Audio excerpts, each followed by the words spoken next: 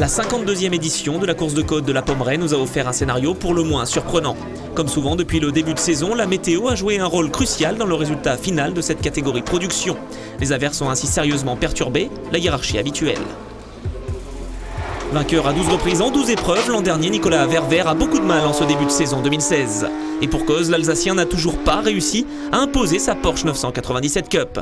Pire, le compteur du quintuple champion de France restera à 0 après cette 5e manche de l'année. Vainqueur à la Pommeraye en 2015, Verver ne peut faire mieux que le 6e chrono à 2 secondes 912 du vainqueur du jour.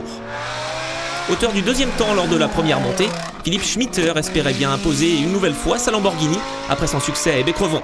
Occasion ratée pour le frère de Christian qui termine finalement 3e GTTS de cette épreuve et 10e au scratch.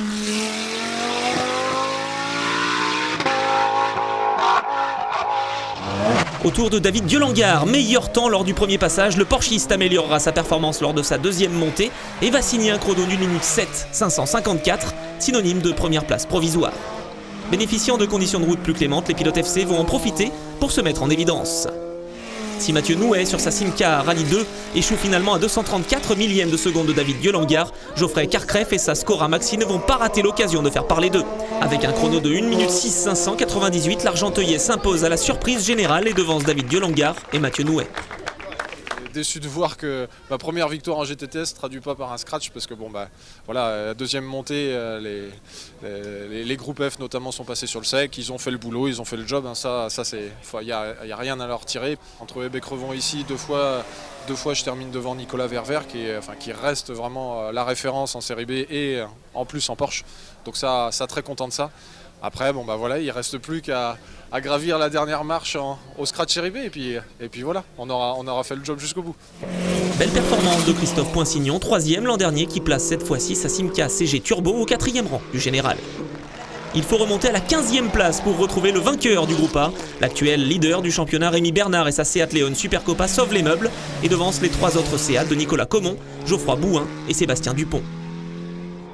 Un résultat qui permet à Rémi Bernard de conserver la tête du championnat avec 35 points d'avance sur Nicolas Verver. En F2000, Jean Turnel se distingue de nouveau. Le natif de Montbrison impose sa Peugeot 306 pour la 2e fois consécutive. Victoire en A3 pour Vivien Thonon et sa Clio Cup face à son adversaire Eric Perrard.